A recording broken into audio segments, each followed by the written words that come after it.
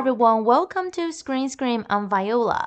In today's episode, we're going to talk about movies that are related to game life. You may wonder what it means. It might be movies that are related to games or movies that are related to having fun in your life. And the first new movie we're going to talk about today is one that I've been looking forward to for a long time, and I watched it yesterday. So without further ado, let's check out what it is. Dungeons and Dragons: Honor Among Thieves. A charming thief and a band of unlikely adventurers embark on an epic quest to retrieve a lost relic. But things go dangerously awry when they run afoul of the wrong people. Sometimes those enemies. The first new movie we're going to talk about today is Dungeons and Dragons. I've been looking forward to it because I watch almost all the movies by Chris Pine, but also because I've been wanting to play D&D for a long time. Yes, D&D, the shorter form of Dungeons and Dragons. The movie itself is adapted from the classic board game of the same name. I consider myself a board game addict. Me and my friends usually play heavy strategic games, so I guess I can call myself an addict. So I really want to play D&D, although I haven't. One of my professors at Department of English said that he will lead a group, so maybe I will be able to play it very soon. And that's the most special part about this movie, that it's adapted from a classic board game. After D&D became very popular, it launched comics, video games, card games, and novels. And this time it's made into a movie. The writers of the movie created the script for Spider-Man Homecoming before. It was very touching and funny, and how the plot was smooth and tight-knotted attracted the producer of this movie, Jerry Lachlan. He decided to bring the broad and fantastic worldview of D&D to the big screen with these two writers.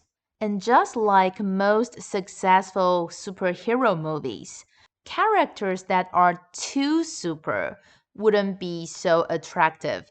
It's actually those losers who become heroes that are the audience favorite. Therefore, perfect heroes are never the formula of success. Imperfect characters with flaws in their personalities actually make the adventurous story even more attractive. And besides the basic settings of the characters themselves, the crew tried to make the characters as more diversified as possible, including their races and their social status. Even audience who hasn't played D&D before wouldn't be confused by unfamiliar jargons. And I have to say, after watching it, I really like it. Time to move on to the second new movie we're going to talk about today. Soulmate. Soulmate is a coming-of-age story where two friends first meet at 13 years old and spend the course of 14 years remaining close and sharing experiences in both friendship and romance. 다 네가 해준 그 말 때문이었어. The second new movie we're going to talk about today is a Korean movie. It's going to be released in Taiwan this weekend, but I think if you're in North America, you won't be able to watch it at the theaters. Maybe you will have to wait until it's on any streaming services.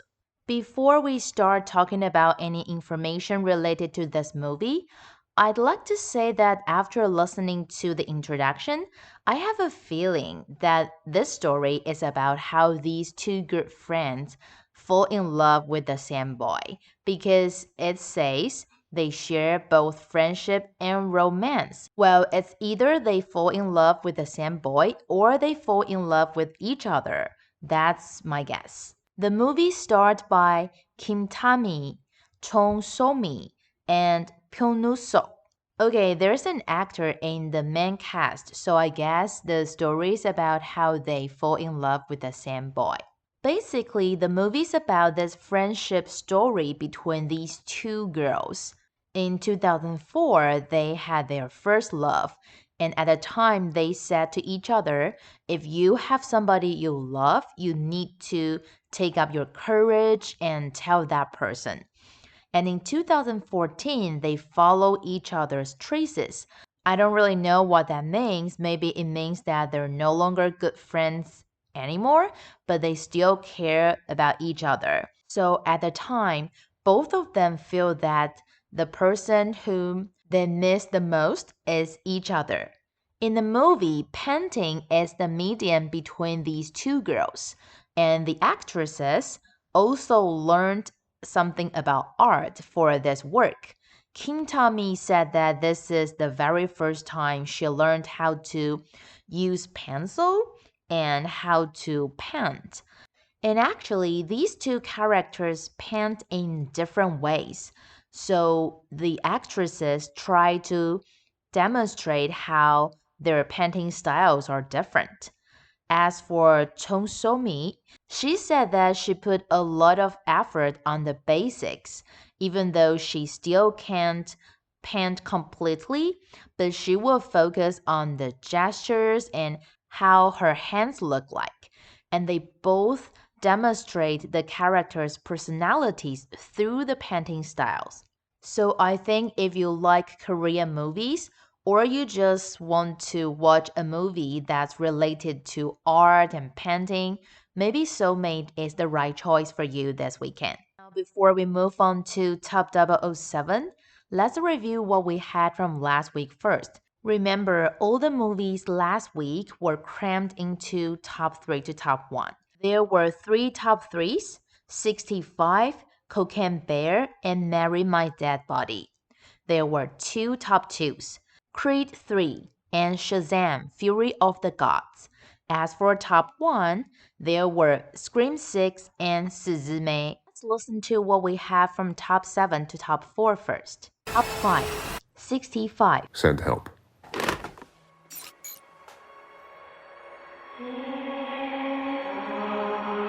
Top 4, Creed 3. You don't remember me, huh?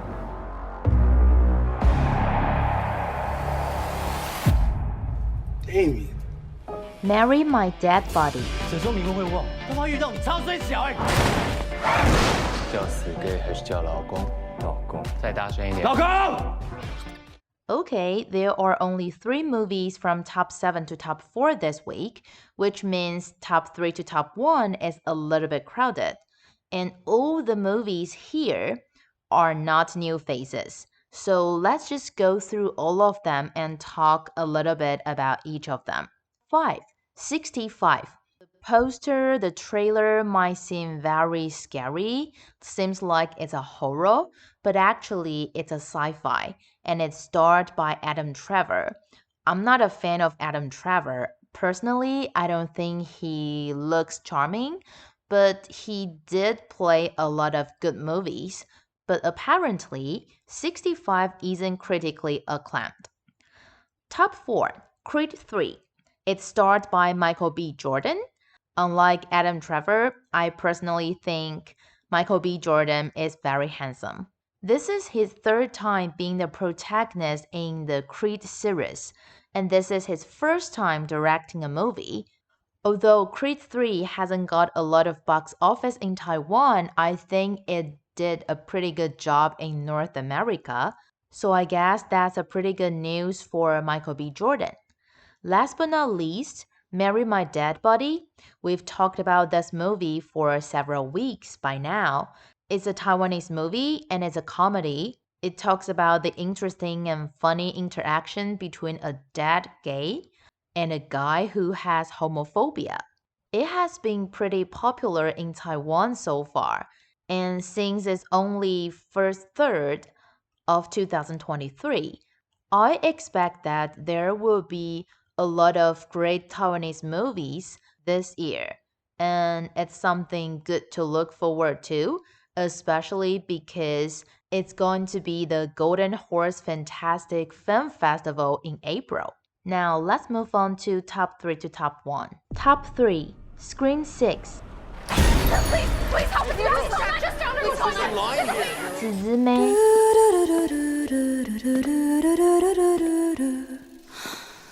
네. Top 2, John Wick, Chapter 4. I don't sit at the table. Your family does. Top 1, Shazam, Fury of the Gods. Now everyone's kind of like doing their own thing, and I'm the only one trying to keep it together. Yes, it's a little bit crowded, but there's no new face on the chart this week. Well, John Wick Chapter 4 counts, but I introduced it last week as the newly released movie. But today, I'd like to talk about Shazam Fury of the Gods once again. As the sequel, the emotions of the characters are much deeper. It not only continues the relaxed, funny vibe of the first episode, the director wants to make the inner world of the characters deeper. Aside from those stupid teenager jokes, there are more dark and mature elements from the adult world this episode. In the end of the first episode, all the kids finally knew that Billy could become a superhero, and that's when they got their powers. Therefore, the audience didn't get to see how they demonstrate their teamwork until this episode. And we can also see in the movie that why sometimes the family function isn't working perfectly. And since the antagonists this episode are related to Greek mythology, it's really normal to put some Greek monsters, or I should say creatures, into the movie.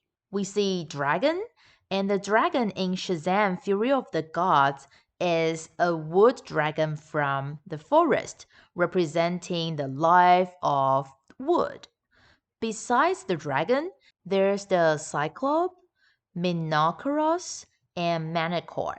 According to the crew, instead of designing the antagonists in the movie from the original comic, they explored the Greek mythology and redesigned the creatures in the movie, hoping to create some different visual effects from other media works.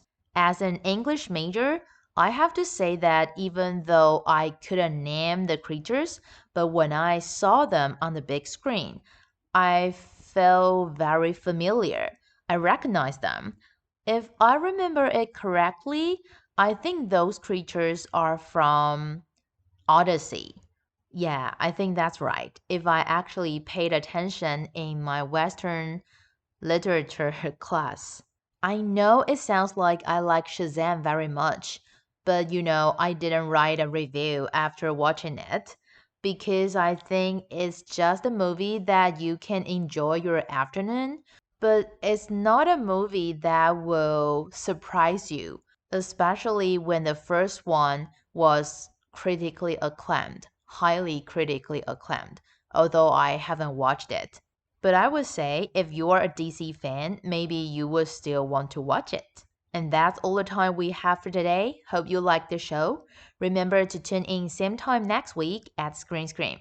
I'm Viola. See you next week.